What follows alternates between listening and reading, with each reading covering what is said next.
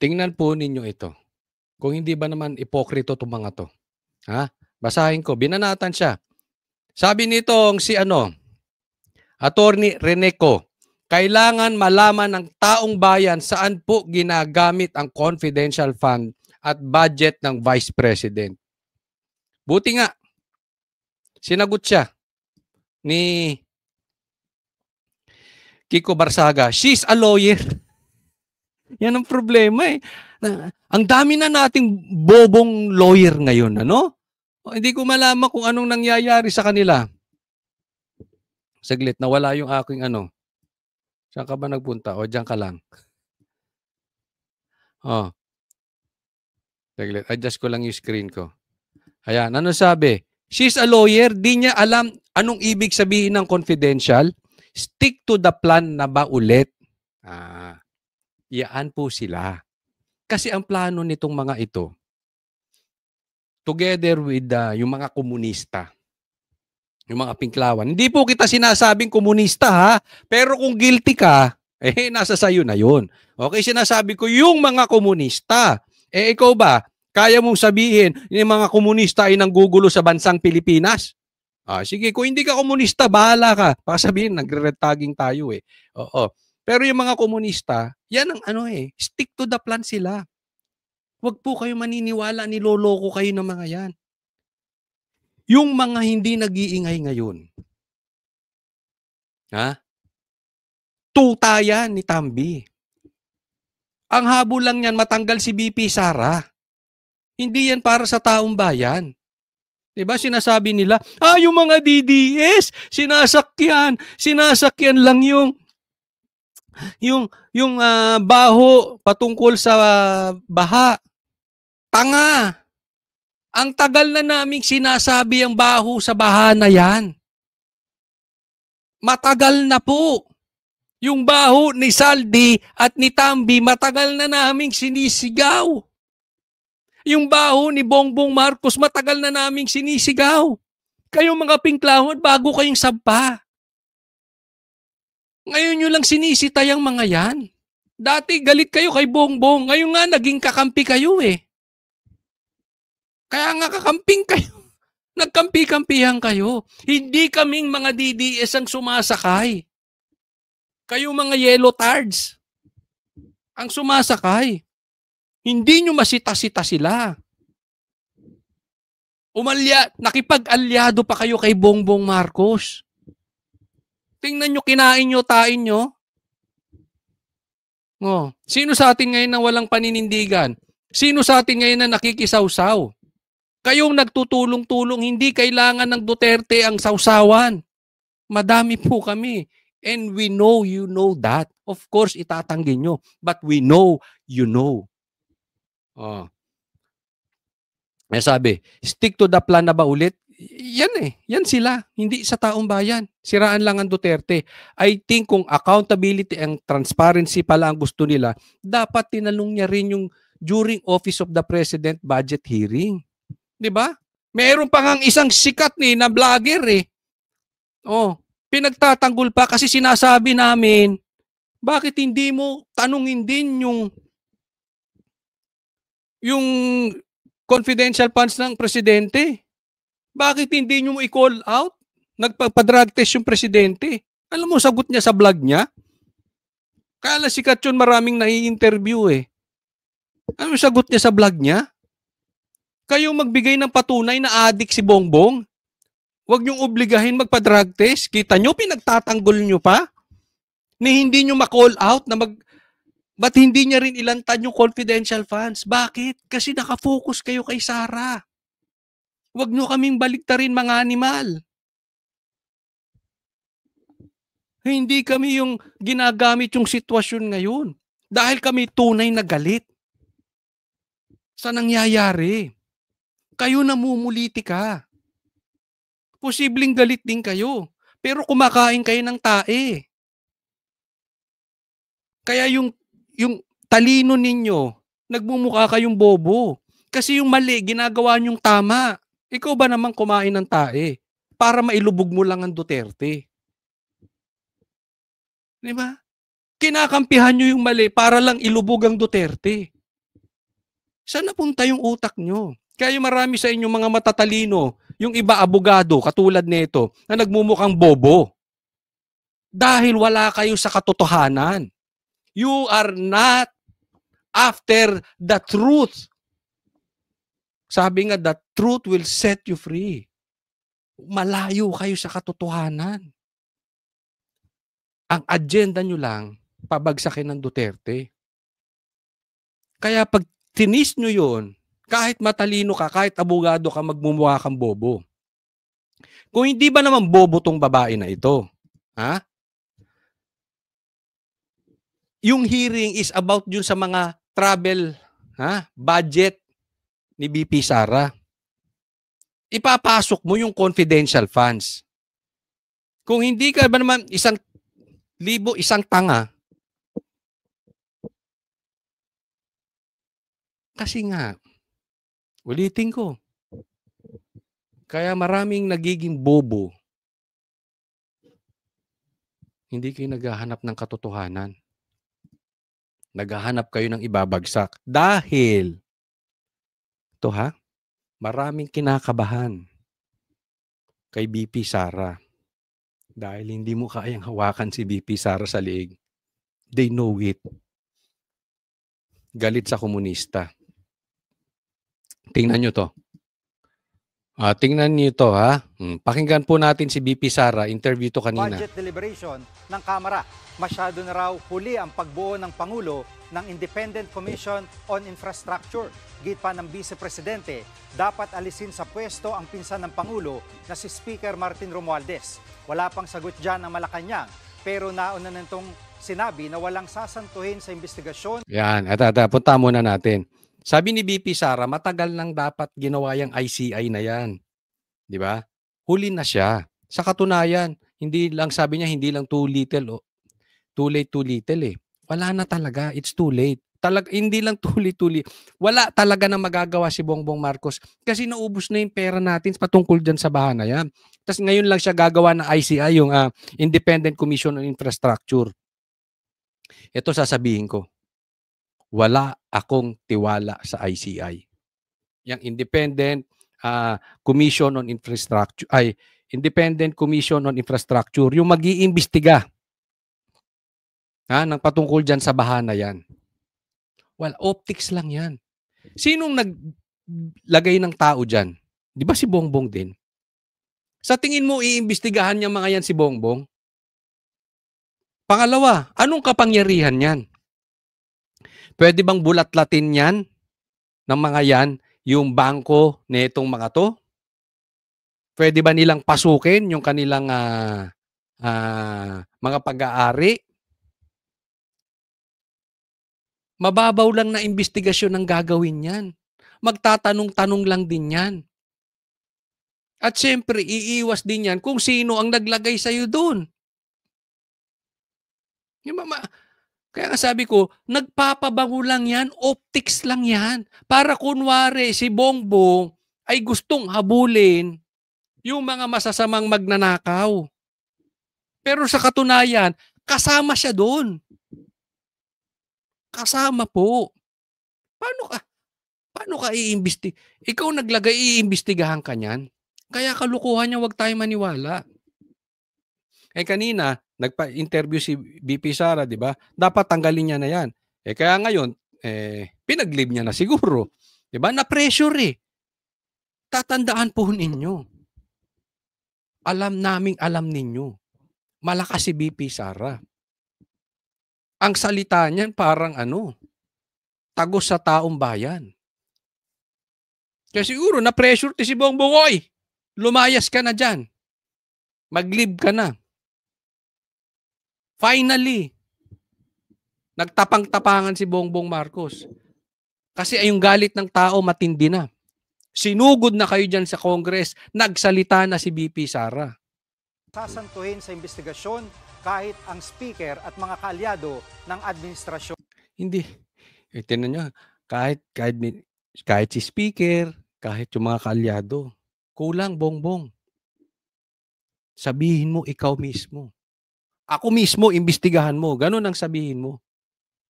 Lokohan yan. Huwag kayong maniwala dyan sa ICI na yan. Pag ikaw presidente ba, tapos alam mo na kung anong nangyayari. Tapos nakikita mo na based on the budget kung paano binaboy yung pera ng bayan. Mag-aantay ka pa ba ng komisyon o ng Truth Commission o ng kung anong komisyon yan? Oh, exactly. Ang tagal na alam to ni Bongbong. Sa kanya dumadaan, siya ang pumipirma eh. Alam niya yung insertions. Alam ni Bongbong ang nangyayari. Alam mo ang nangyari kay Bongbong? Bibigyan ko kayo ng halimbawa. Parang yung isang lalaking niloloko yung asawa. Para maintindihan nyo. Pilit pang pinagtatakpan yung kalokohan. Kaya lang, nahuli na eh. Nahuli nung asawang nakapatong. Wala nang lusot. Kung hindi nahuli, at kung hindi sumingaw yung baha,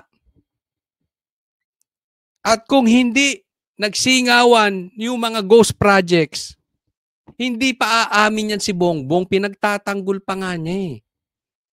So sa madaling salita, pinagtatanggol niya na hindi siya nagbababae until nahuli siya ni Lisa, nakapatong na. Example lang po, ganun ang nangyari. Yan po ang punto ni BP Sara. Inantay mong pagkatagal-tagal. Dapat doon, kung talagang seryoso ka at hindi ka talaga ng bababae at hindi ka kasabwat dyan sa ghost projects na yan, tsaka sa baha na yan, una pa lang, kinorek mo na. Hindi, tinago mo until sumingaw. Yan ang punto ni BP Sara. Actionan mo kasi kaagad dapat yan eh. Kung masyado siyang hindi niya alam kung anong gagawin at masyado siyang mabagal. Hindi niya alam ang gagawin. Ako, dyan sa tingin ko medyo may kulang si BP Sara at mabagal siyang pinigil niyan talaga. Sabi nga ng mga kalalakihan, kung lulusot, lulusot. Eh hindi na lumusot. Ganyan ang di ba? O nahuli ka na nakapatong, o diyari ka kay Lisa. O ituro mo ngayon si Tambi kasi siya nang bigay ng babae sa akin. Ganyan. Pero sa totoo, magkakapareha sila, umi-score. Gets? Ito pa, isang mind conditioning.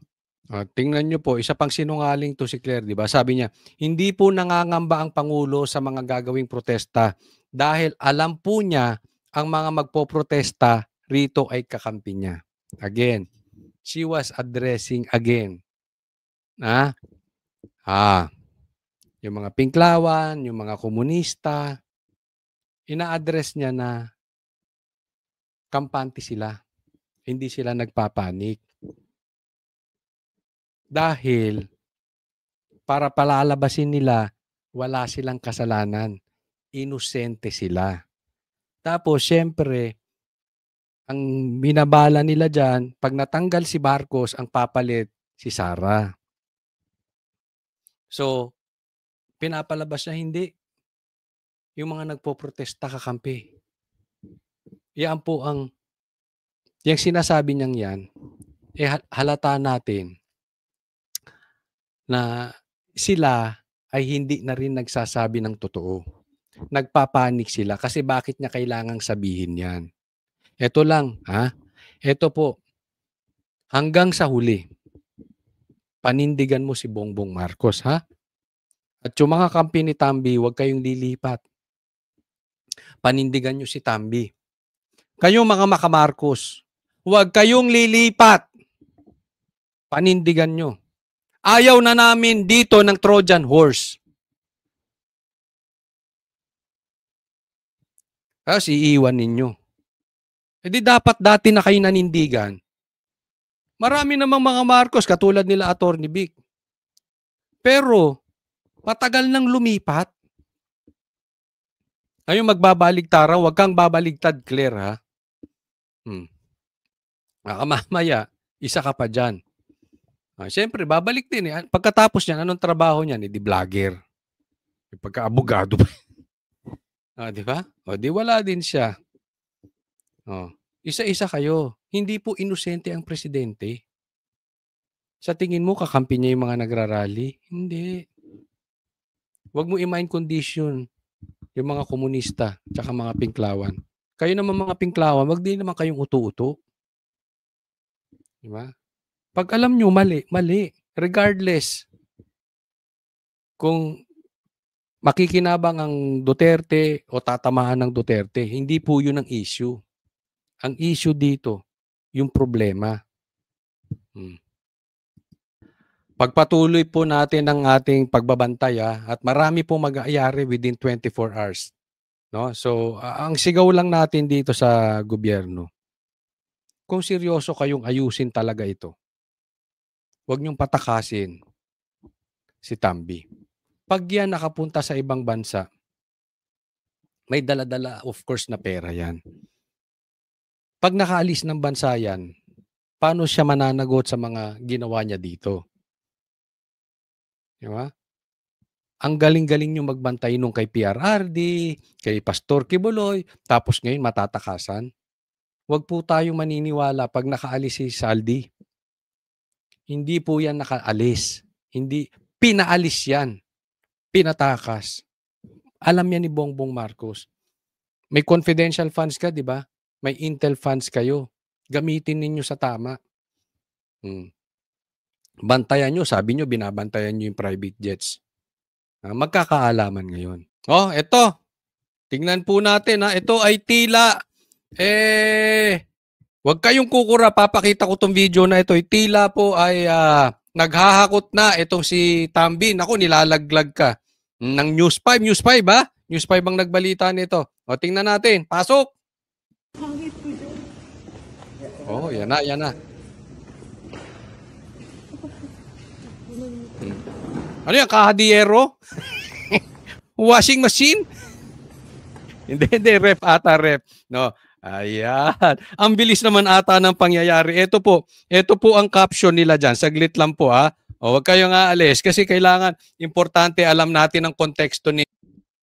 Ito po ay video labas ng News 5 at ito ang kanilang caption. Inalalabas na ng mga personnel ng Kamara ang ilang gamit sa opisina ni House Speaker.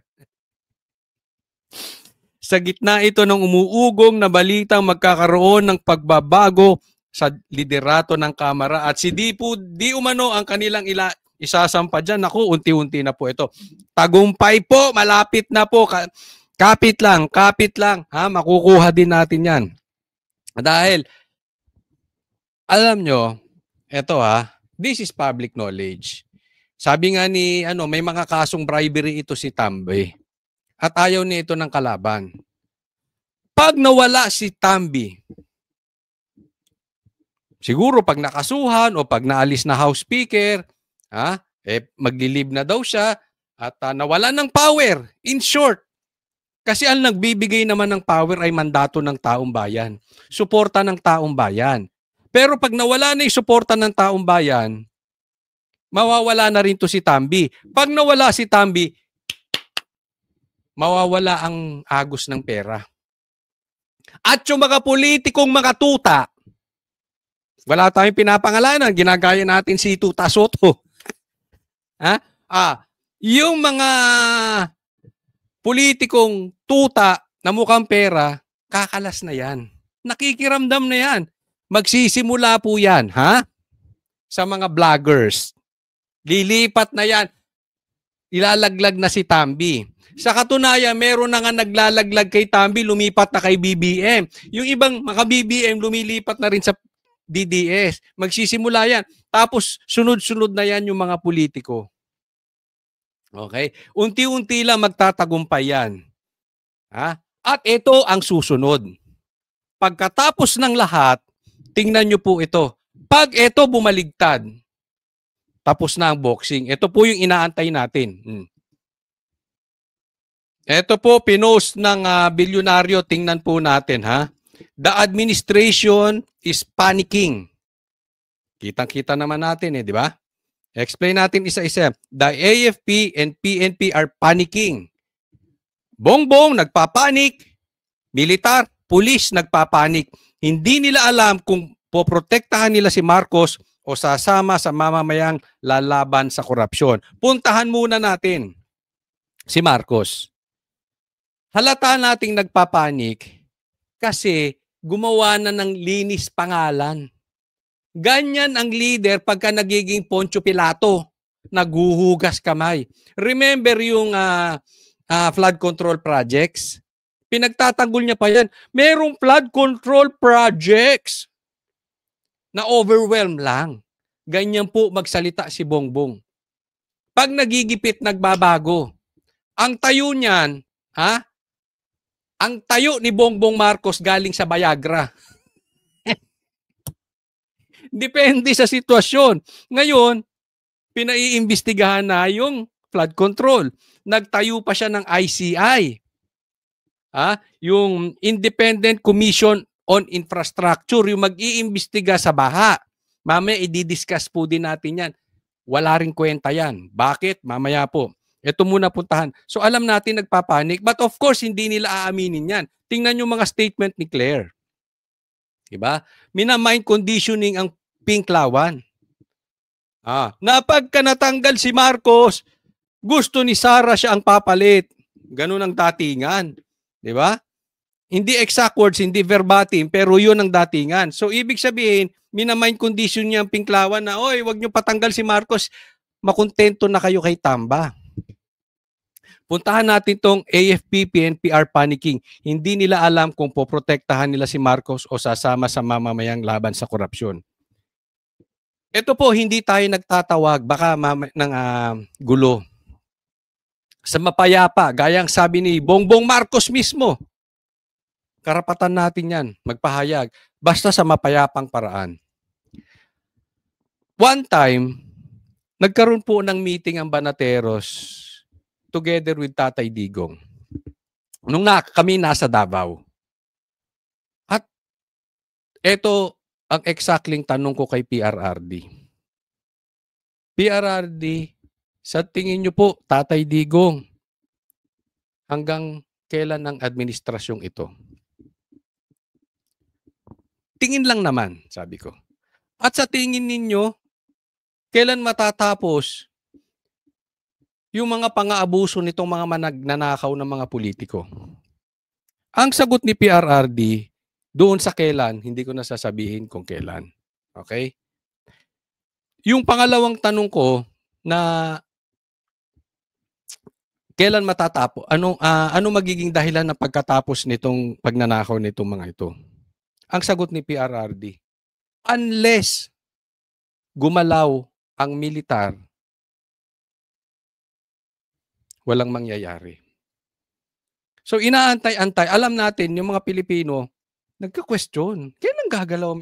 Sa katunayan, nagpa-interview din si PRRD, inaano niya yung mga militar.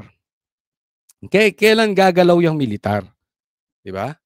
At may mga nagsasabi sa akin na ang mga sundalo at pulis ay talagang, kita naman natin sa botohan ang binoto nila, Duterte, di ba? Medyo kampi sila doon sa tama. Dahil mga matitinuri naman ang karamihan ng pulis at sundalo. Ayaw niyan doon sa nilalabag ang konstitusyon, ayaw niyan sa mga magnanakaw, ayaw niyan sa abusado sa gobyerno. Kaya lang, ang sabi sa akin, nag-aantayan. Inaantay ng uniform men na magkaroon talaga ng matinding sigaw. Rally, sigaw ng mga mamayang Pilipino. Ang mamayang Pilipino, ang taong bayan naman, inaantay ang galaw ng militar para sumuporta. So parang chicken and egg ang nangyayari. Hindi malalaman sino bang mauuna, yung militar, yung ano, o paano tayo magkakaroon. Hindi para pabagsakin. Hindi po para pabagsakin. Para managot ang managot yung mga magnanakaw. Yung mga nangaabuso sa posisyon, managot. Kasi tungkulin ng ating uniform men na panatilihin na nasusunod ang konstitusyon. Diba? Yan ang trabaho nila dyan, to protect. Hindi lang tayo, kundi pati ang konstitusyon. Kaya lang, habang nag-aantayan ng taong bayan, ang militar, hindi malaman kung sino mauna. Alam nyo kung anong beauty nun? Anong beauty? Kung walang mauna, yung nangyayari ngayon, it's organic. Ang tao, lumalabas ng kusa. Bakit? Dahil grabe na ang pang-aabuso ng mga magnanakaw. Alam mo, may mga kaibigan nga ako na dati may tiwala kay Tambi. Ngayon, galit na galit. Bakit? Abusado. Sabi niya, Coach, wala naman talagang politikong matino. Pero grabe to, demonyo. Abusado. Kaya pati yung mga kakampi niya, unless yung iba na nabibigyan siguro, may kasunduan, kaya hanggang ngayon nakakampi pa rin. Pero, yung taong bayan, na even yung gusto sa kanya before, even yung mga vloggers na gusto before, umaayaw na kasi grabe ang pang-aabuso. Ano po ang tawag dyan? Organic. Yung tao, kusang lumalabas, kusang nagsisisigaw sa Facebook, kusang naglalabas sa social media, lahat po. Tapos yung mga bumabaligtad, isa-isa, remember, ganyan po ang nangyari sa People Power 2. Isa sila nagbaligtaran. Isa lang ang makulong dyan. Isa lang malaking tao na bumaligtad. Yung tipong tutang-tuta, yung sobrang tuta kay Tambi, yung talagang halos simuri na ang puwet ni Tambi, ganong katuta, pag bumaligtad at nagsalita ng totoong baho ni Tambi, yun na po yan. And then kusa na yan. Hindi mo na kailangan pilitin ng taong bayan, hindi mo na kailangan pilitin ng militar. Nafi-feel nyo ba? Di ba? Meron tayong nakikita, halimbawa, pag-uulan, pagbabagyo. Di ba naaamoy nyo yung simoy ng hangin? Hindi mo siya nakikita, pero naaamoy mo may pagbabago. Same thing din dito. Nakikita natin talagang nagagalit na at malapit na. Pero, okay, bago tayo pumunta doon, I will just remind you, ito ay hindi laban kay Tambi at kay Saldi. Ulitin ko, ito ay hindi laban kay Tambi at kay Saldi lang. Kasi, hindi po pwedeng hindi mananagot ang presidente dito. Hindi po pwede. Alam niya yung insertions. Pinirmahan niya yung insertions. Saan ba nang galing yung korupsyon? Galing sa insertions. Doon ginamit yung pera. Yun ang alam ni Bongbong Marcos yung flood control. Kaya po hindi po, alam mo si Bongbong, let's assume, santo siya. Let's assume, hindi siya addict. For discussion purposes, wala siyang kinalaban sa flood control projects. Kailangan siyang mag-resign. This is not about BP. Ay, kasi Duterte kayo, gusto niyong paupuin si BP. Hindi po. Hindi yun. Kailangan ang managot ay managot. Kahit hindi si BP Sara ilagay nyo, bahala kayo. Pero hindi po pwede. Hindi matatapos ang problema natin. Dahil ang nagbigay ng kapangyarihan kay Tambi, kami ang banateros, hindi po kami nagkulang. From the get-go, sinasabi na namin, Marcos, kung gusto mong maayos ang UNITEAM, hindi mo dapat pinaupo si Tambi. We were very vocal at the get-go. Pinaupo mo eh. Alam mo yung kalokohan ng pinsan mo. You are responsible sa nangyayari ngayon. Dapat kang mag-resign. Huwag tayong papayag mga kababayan na ganito-ganito. Dahil ang mangyayari niyan, kahit umalis na speaker, si Tambi, pagpalagay nating tumakas o kinulong, I don't know, kayo nang bahala. Administrasyon kung anong gagawin kay Tambi. Papalitan lang yan. Ang sabi nga, papalitan ni Di. Eh di kaalyado rin. Di ba? Kaalyado rin. Yung problema natin, ganun pa rin. And until ang presidente natin weak na nandiyan, wala din. Ito lagi kong payo doon sa aking pinagtatrabahuan before na aking pinangungunahan. Halimbawa na lang, Oliver. Kunwari na lang, gamitin ko yung pangalan ko, baka may tamaan pa sa inyo. Oliver. Kunwari, ang problema namin sa kumpanya namin ay si Oliver. Diba? There will always be Oliver. So kung papalitan mo lang siya ng katulad din niya, wala din. Kung hindi mo aalisin yung puno, yung ugat, wala din. So we might as well deal with it. Mag-iingat po tayo ha. Hindi pa po kumpleto yung tagumpay natin dito. Ngayon, tingnan nyo po ito. Ito po, tingnan natin, pinost to ng bilyonaryo ha. Oh, ayan. Tingnan natin. Babasahin ko po sa inyo. Luxury jets and choppers owned by House Speaker Martin Romualdez and Congressman Saldico are coming under the microscope amid the corruption probe sweeping the Marcos administration. Ayan. Binabantayan na po yung mga jet. A bubbler said Romualdez purchase of 2 Gulfstream private jets, a pre-owned G150 which can cost up to $8 million. Ang lupit private jet. And G550 worth as much as 35 million or about 2.6 billion has caught Malacanang's attention. Ito na po. Binabantayan na. At ang balita po natin dito, ito po ay nire-ready na. Ha?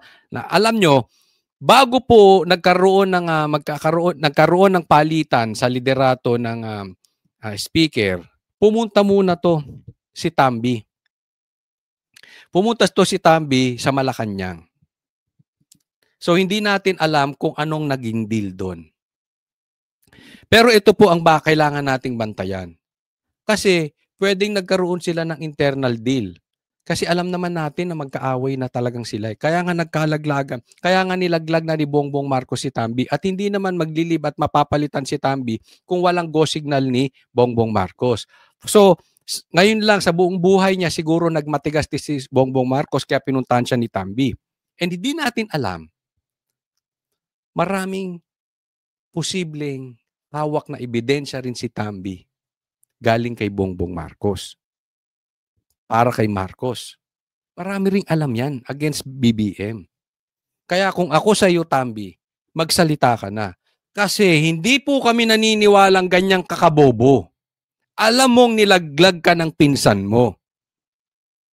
Dapat, sabihin mo na rin yung mga nalalaman mo kay Bongbong Marcos. Yaan ay isa sa malamang na pinag-usapan nila. Bakit pa siya pupuntahan sa Malacanang? So nagkaroon niya possibly ng deal. Oy, wag mo na akong ilaglag. Okay? Tapusin na natin tong flood control projects. Aalis ako bilang congressman o house speaker. Tapos bigyan mo lang ako ng graceful exit. Aalis ako ng bansa. Wag mo na akong pahabol. Basta hindi ko ilalabas yung mga hawak ko ring ebidensya laban sa'yo. That is very possible. Kasi hindi mo naman kailangan pumunta ron. At imposible na wala din na kalokohan to si Bongbong Marcos.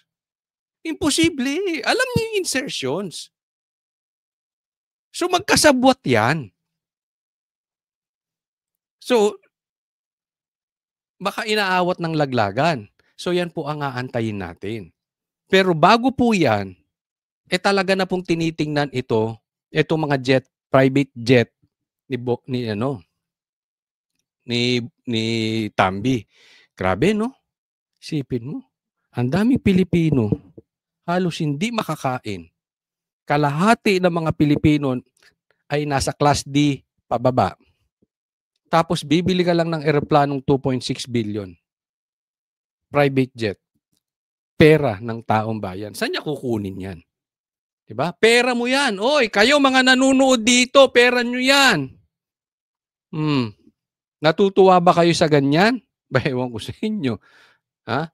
Oh, ano ba ang negosyo nyo para makabili-gibiling? Di ba?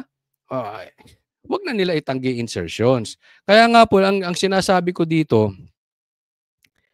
little by little, unti-unti na po silang bumabagsak. Sabi nga ni nagpapanik na. Sabi ni Kiko, nagpapanik na ang Malacanang. Oh, pati ang pulis. Ipagpatuloy po natin. Kung asan man kayo, makapunta kayo kung may rally, mag-rally kayo. Kung wala, isigaw po natin. Kasi karapatan ninyo na dapat malaman kung saan napupunta yung matungkol sa baha. Huwag po tayong papaligaw. Kasi, atulad ngayon, asan ka, Trillanes? Oh. Parehas kayong tatakas ni Tambi? O kasama muna si Saldi ko sa labas? O tinatakasan nyo ang responsibilidad nyo sa taong bayan? Kasi isipin mo to si Trillanes. Asan ka na, Trillanes? Nagpumilit-pumilit kang yabang mo, ang ingay mo. Kakahanap ng 150 million ni BP Sara. Ngayong bilyon-bilyon ang nawawala sa Pilipinas. Tahimik ka? Kung hindi ka naman 1,000, isang tuwa na plastic ipokrito. Di ba? Asang kayo nang maiingaw si BP Sara? Lalong-lalo ka na, Trillanes. Ang daming na-expose ngayon. Na-expose dito, Pinklawan. Na-expose dito, mga komunista. Na-expose dito si Trillanes. Kaiingay nyo ngayon, wala kayong ingay? Hindi nyo man lang banatan? Ang tatapang ninyo nung kay BP Sara, 150 million lang pinag-uusapan? Ngayon, bakla kayo? O, asan kayo ngayon? Di ba? Lantarang panluloko yan eh. Magkasama kayo ni Saldi. Natatalikuran ang mga responsibilidad nyo. Na dati kaya yabang nyo, kaiingay ninyo. Oh.